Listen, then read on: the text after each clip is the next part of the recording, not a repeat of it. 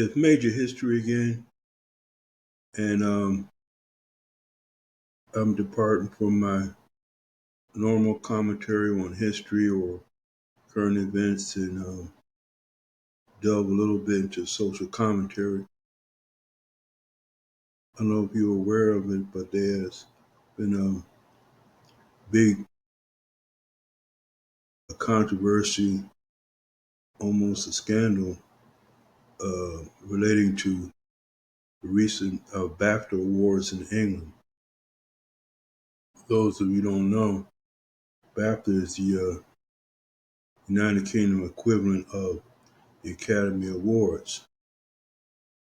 It stands for British Academy of Film and Television Awards. Recently, two of the presenters, the actors Michael B. Jordan and Delray Alindo of the Sinners movie, were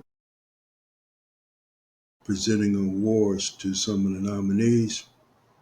And in the audience, one individual shouted out some racial slurs and some profanities quite unexpectedly.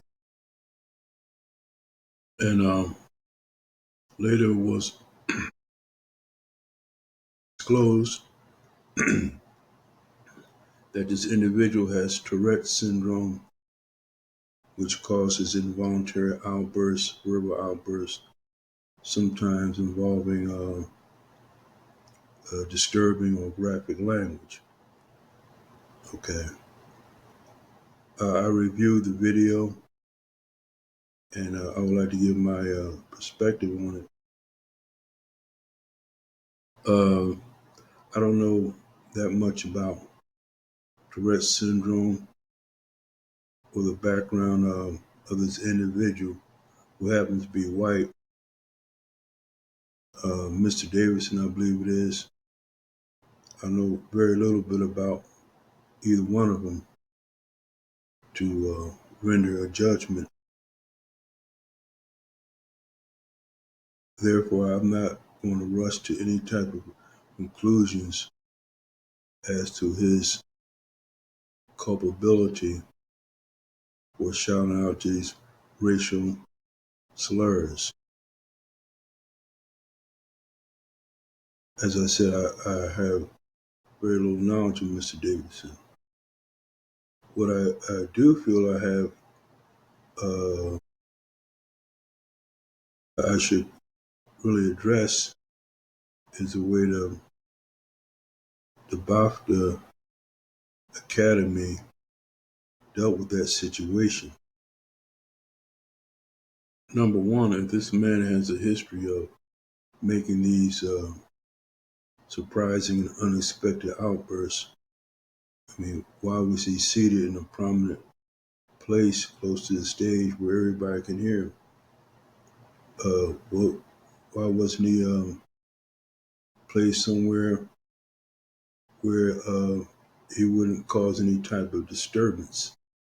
Not saying that he should have been banned, but certain accommodations should be made, and apparently they weren't.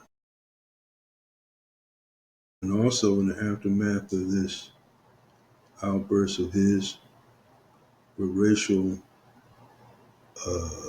derogatory comments were hurled at the actors, they took their time in addressing the issue,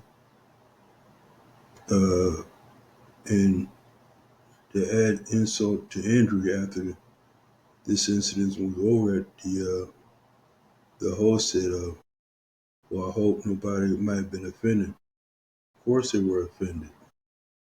You know, I mean, that's a no-brainer.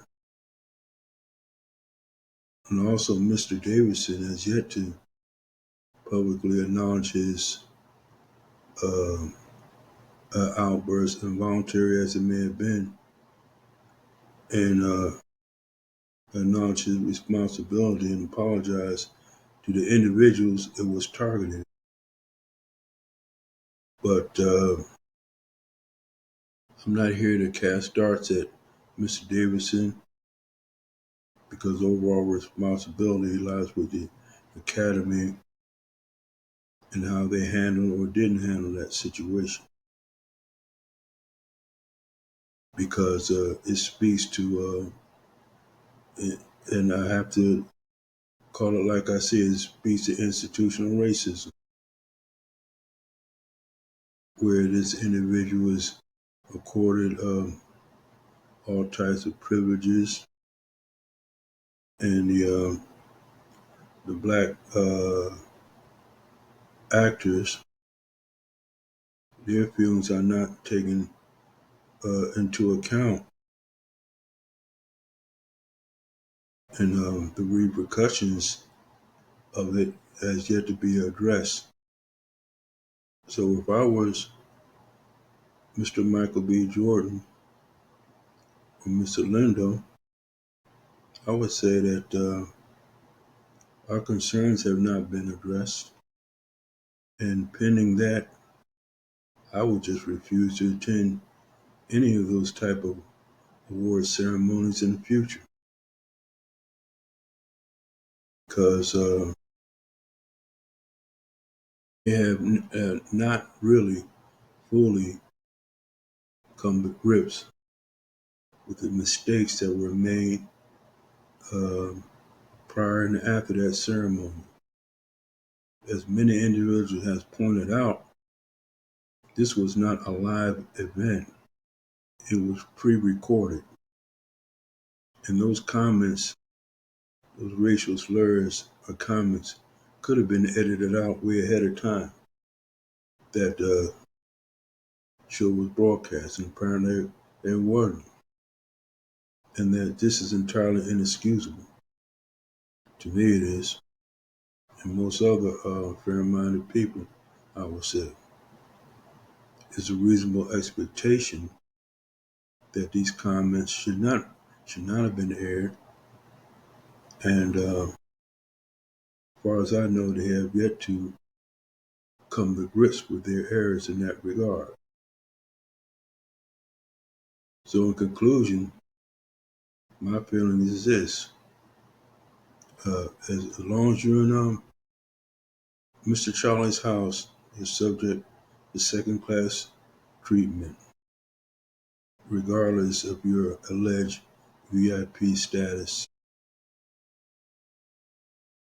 Apparently, it was not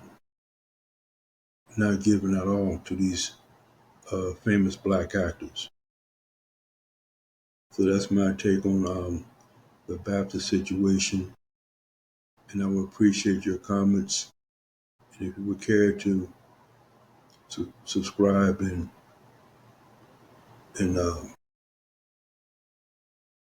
thank you.